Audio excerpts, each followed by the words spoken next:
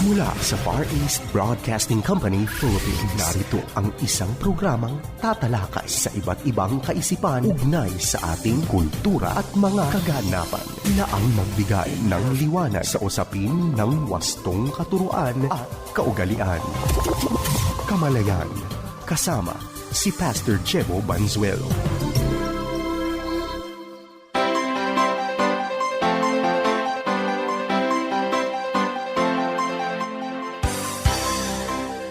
Isang mapagpala at mabiyayang araw mga kapatid. Ito pong inyong lingkod, Pastor Jebo Banzuelo, at kayo po ay nakikinig sa programang Kamalayan.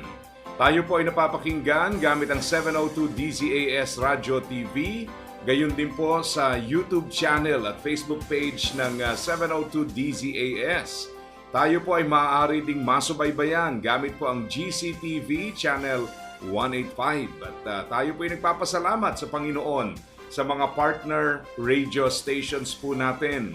Sa NCR, ang 702 DZAS. Kung kayo po ay nasa Northern Luzon, ang 1143 DZMR. Sa Visayas, ang DYVS. At syempre, sa Coronadal, South Cotabato, gamit naman po ang DXKI FEBC. Tayo po ay tatalakay tungkol sa kahalagahan ng pagkakaisa. Ito pong ating mga inaaral nitong nakalipas na mga panahon ay may kinalaman po sa palatandaan ng ating spiritual maturity. At kung inyo pong mapapansin, meron pong level ng paglago na ang ugnayan ay doon po sa ating nalalaman. At meron din namang level ng paglago na kung saan nakasentro po ito sa aplikasyon ng ating nalalaman. At isa po ito na ating tatalakayin ngayon, yung pong pagkakaisa. Sa kadahilanan po mga kapatid na pag pinag-uusapan natin ang paglago, kahit maalam tayo sa Biblia, kahit alam po nating ipaliwanag ang mga talata, pero ang hamon po dito ay hindi lamang ang tuklasin, malaman, matutunan. Ang malaking hamon po ay paano ba nating isasabuhay ito.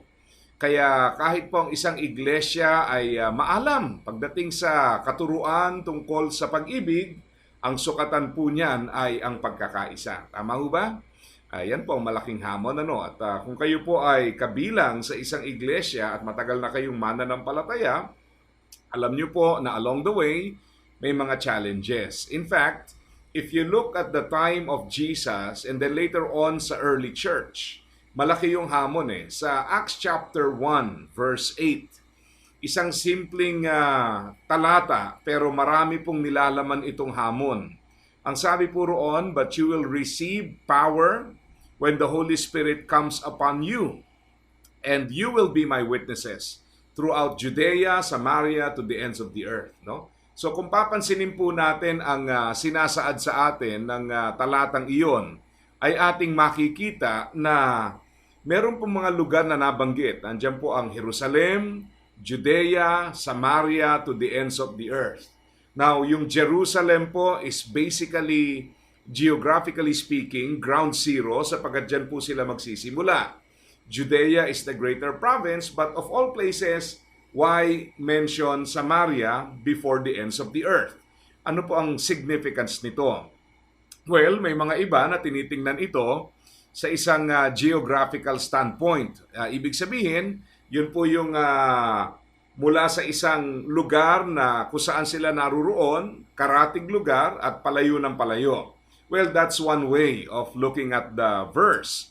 Pero sa kabila po noon, mahalagang makita yung intercultural penetration of the gospel. Ang ibig sabihin nito mga kapatid, hindi lamang ito mga basta lugar-lugar. Ito po ay kumakatawan sa pagtawid sa mga kultura.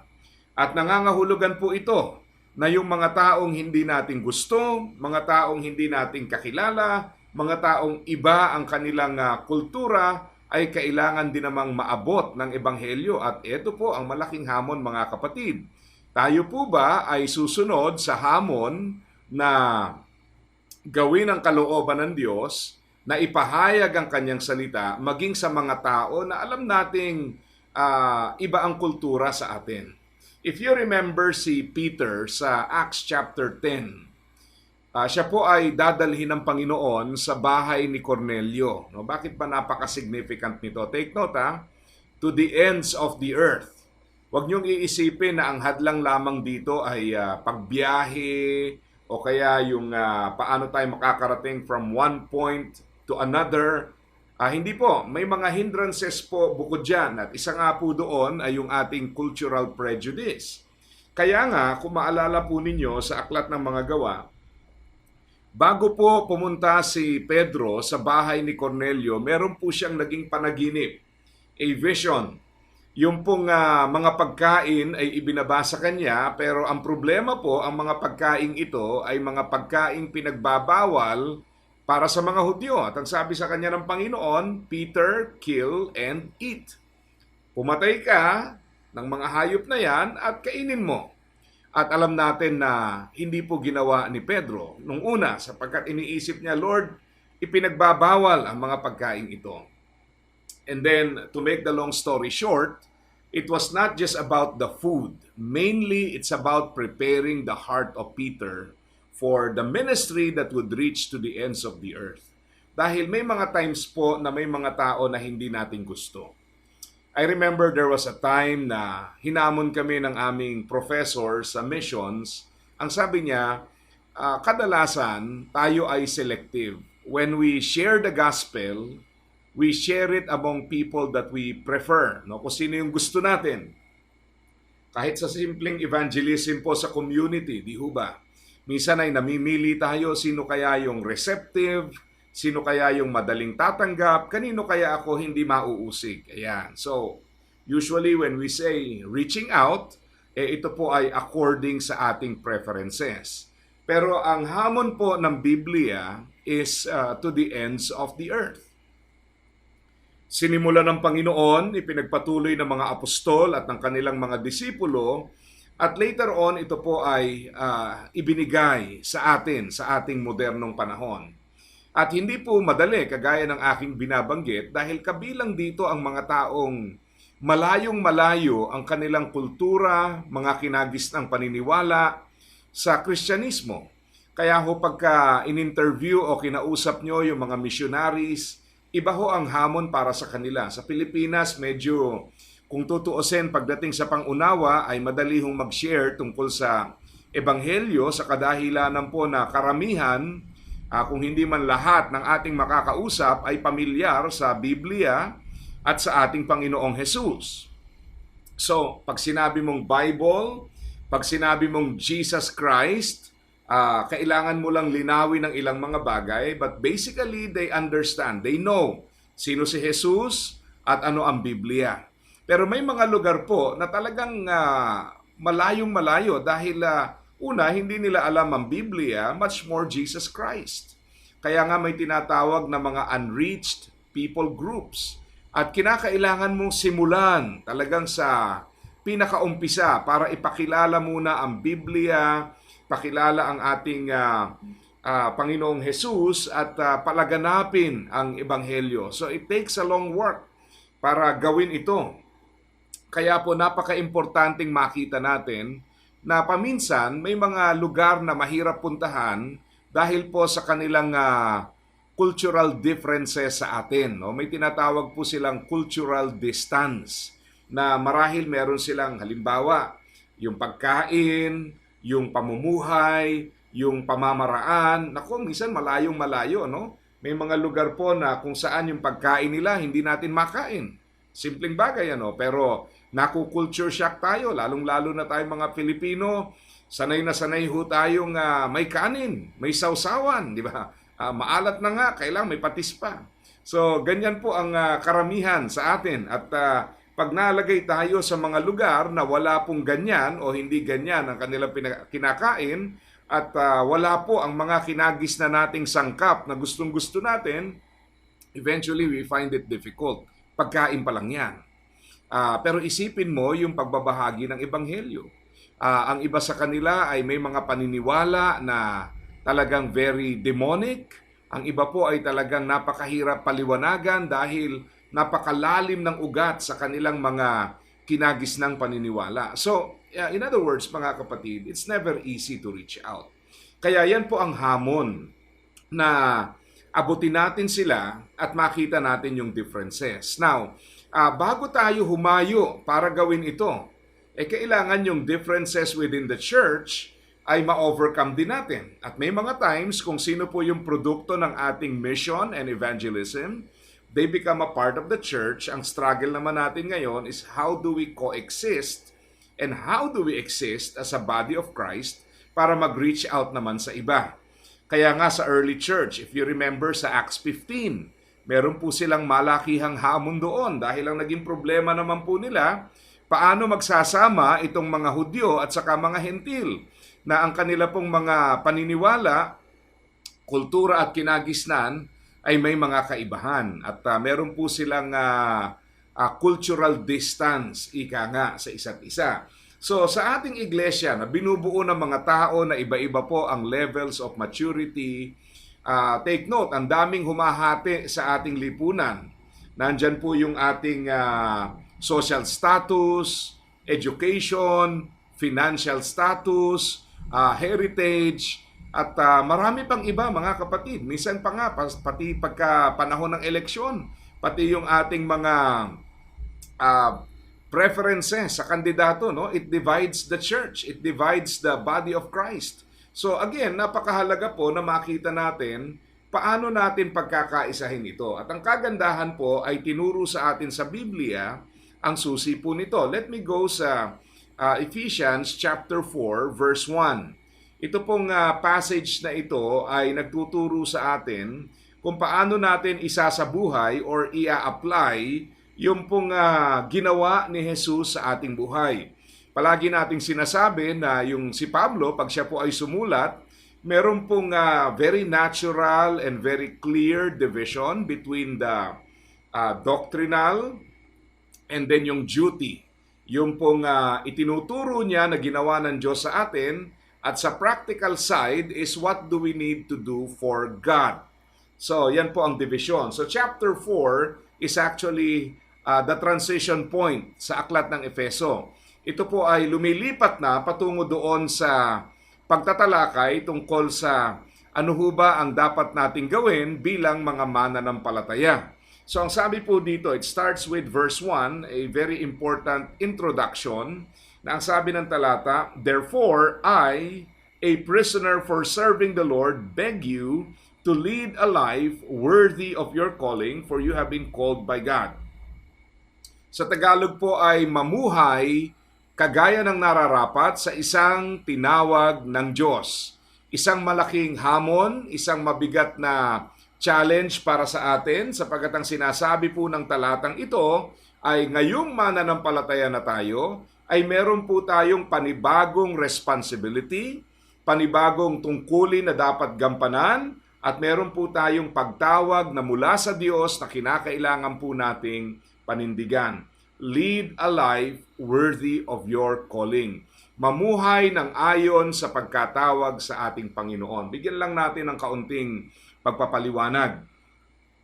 Gamitin natin ang ilustrasyon ng pag-aasawa. Di ho ba merong, kung ikaw ay binata o dalaga, ay merong pamumuhay na nararapat sa iyong estado bilang isang binata at dalaga. And that can change the moment na ikaw po ay mag-asawa. Magbabago yan. Kaya nga kung ating papansinin na karamihan dyan po nagkakaroon ng difficulty sa adjustment. Bakit? Well, syempre, pagdating po sa married life, yung iyong decision making, yung iyong priorities, yung iyong schedule, and a lot of other things will be affected. So, hindi pa pwede na ikaw ay magpapatuloy sa married life samantalang wala kang binabago sa iyong pamumuhay. So yung adjustment, yung changes are necessary para magkaroon po ng pagtatagumpay sa iyong married life.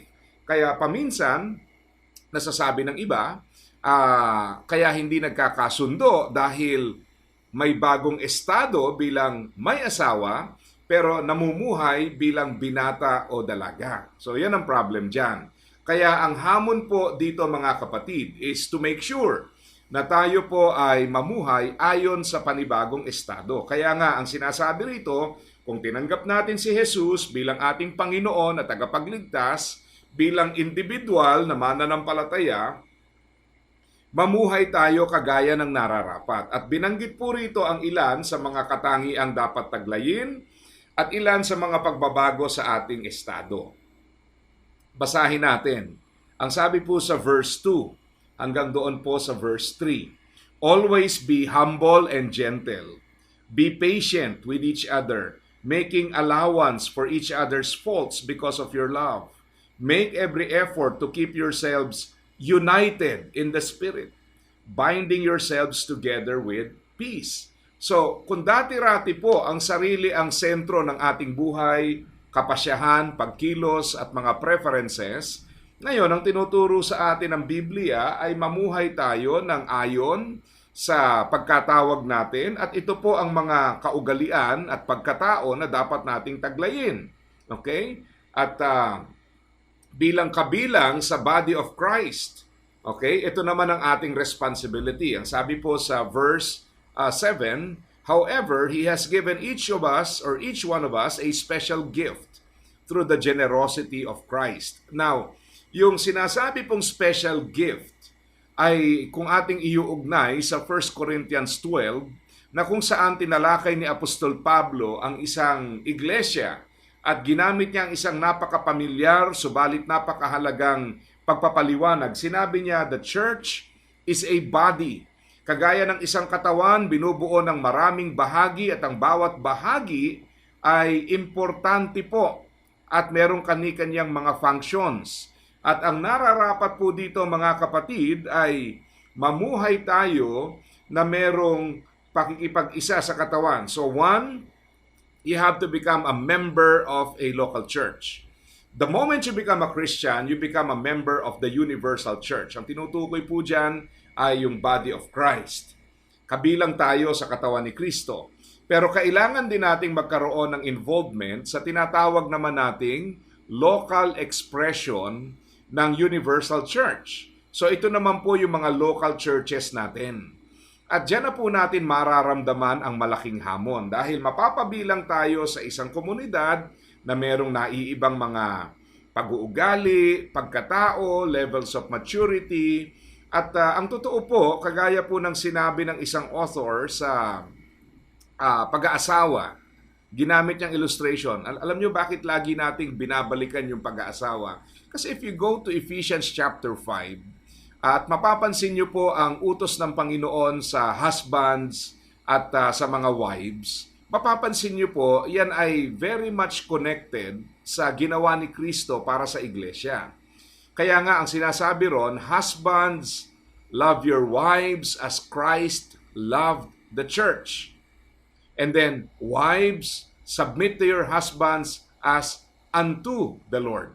So, ibig sabihin mga kapatid, meron tayong mauunawaan about married life sa ginawa ni Jesus para sa iglesia at meron tayong mauunawaan about the church sa pamamagitan naman po ng married life. Okay? At sinasabi sa atin dito ay mamuhay tayo ayon sa panibagong estado natin. Ito po ang ating bagong estado, tayo kabilang sa katawan ni Kristo at kailangan nating gamitin ang ating kaloob. At kahapon na at natalakay po natin sa ating pag-aaral ang tungkol po sa active participation. Ang ibig sabihin niyan mga kapatid, hindi lang sapat na tayo po ay bahagi. Pag sinabi nating active participation, ang ibig sabihin po niyan ay nakikibahagi. Iba ho kasi yung part, iba rin yung participation, di ho ba? Iba yung tayo po ay kabilang at iba rin naman hong may bilang ang ating presensya, di ho ba? Kaya paminsan pag hindi natin naintindihan to, pwedeng ang tagal-tagal na natin sa church, matagal na tayong mananampalataya pero hindi pala natin nagagampanan ang ating tungkulin dahil hindi ho natin nasusunod yung sinasabi ng Biblia na tayo po ay makibahagi. So the challenge is to really become a part of the body of Christ and to participate. And when you say participate, hindi lang po basta dumadalo, ikaw ay present sa mga gawain, kailangan po ay meron tayong involvement. Kaya nga, kung ating titingnan, kung mamarapatin niyo pong puntahan dito po sa chapter 4, verse 11 and 12 ng aklat ng Efeso. Ang sabi po rito, "Now these are the gifts Christ gave to the church. The apostles, the prophets, the evangelists, the pastors and teachers. Their responsibility is to equip God's people to do His work and build up the church, the body of Christ." So meron pong mga offices sa church or yung mga posisyon na tinalaga ang ating Panginoon at ang kanilang responsibilidad sangayon sa verse 12 is to equip God's people to do His work. Now, linawin natin ano ba yung His work? Ito ba yung trabaho ng pastor? I-equip mo yung tao para gawin nila yung trabaho mo? Hindi po. To equip God's people so that God's people will do God's work. So, yung sinasabi nating equip ay meron pong tatlong emphasis yan. Ang isa po is mentoring. Basically, ay giving them knowledge, teaching, instructions. Ano po? Yan po yung mentoring side. No? Meron tayong kaalaman na natututunan at kinalalaguan ang mga kaalamang ito. Pangalawa po is molding. Yung molding ay isang napakagandang konsepto at salita dahil ang ibig sabihin naman ito ay pagtulong natin sa mga mananampalataya para malaman, makita at mailagay po sila sa kanilang puwang sa ministeryo. So sa madaling sabi, hindi tayo titigil doon lamang sa turuan sila, bigyan sila ng kaalaman, kinakailangan po ay nandoon yung intentionality na makita ng ating mga miyembro ang kanilang kaloob na espiritual at mabigyan sila ng pagsasanay at paglago sa pagtuklas at paggamit nito at mabigyan sila ng oportunidad na magamit ito para sila po ay lalago sa iglesia. So hanggang umabot sa point na hindi lang sila part of the church but they are participants in the body of Christ. And then of course, yung konsepto po ng mending or restoration to usefulness. Alam nyo, napakahalagang ministeryo ng iglesia ito. Ito po palagay ko ay kinatatakutan ng marami, inaayawan ng marami, tinatanggihan ng marami sapagkat nila naintindihan ang purpose nito. Hindi po tayo perpekto mga kapatid. May mga limitations tayo. That's why it is important to be restored. Yung salita is mending. Now, yung pride ng isang tao to reject his or her brokenness or sinfulness, yan po ang nagpe-prevent dyan. Some people would rather serve na nagpapatuloy sa kamalian or nagsiserve without even undergoing proper discipline and restoration.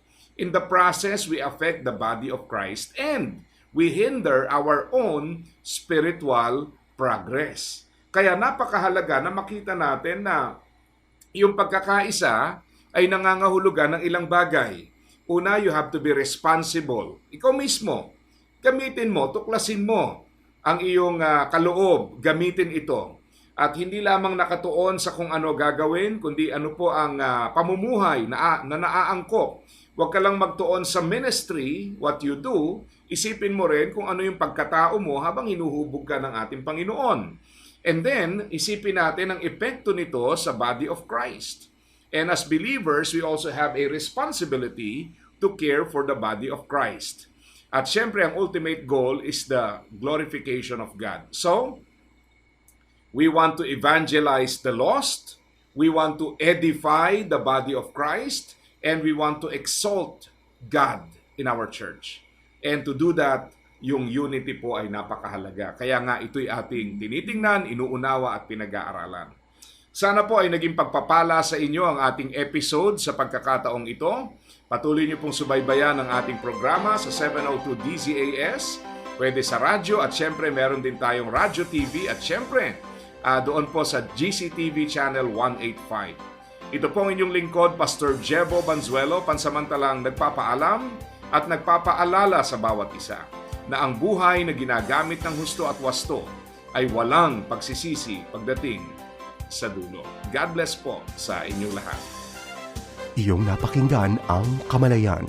Para sa iyong mga tanong, komento at suhestyon, mangyaring bumisita sa ating Facebook fanpage, Kamalayan FEBC, o mag-email sa kamalayan@dzas.febc.ph. awr.ph.